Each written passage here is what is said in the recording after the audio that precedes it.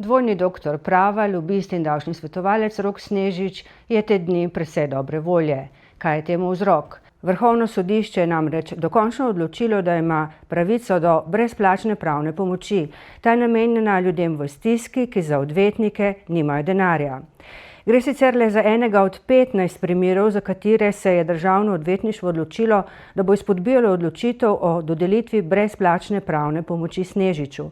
Zahtevalo je vnovično preveritev, ali Snežič dejansko izpolnjuje pogoje za to pomoč. Snežič ima na sodiščih odprtih okoli 50 različnih primerov in v Sloveniji uradno nima nobenega premoženja. V sodbi je Vrhovno sodišče med drugim tudi jasno zapisalo, da je v pristojnosti zakonodajalca, da področje brezplačne pravne pomoči uredi tako, da prepreči neupravičeno obremenjevanje javnih sredstev.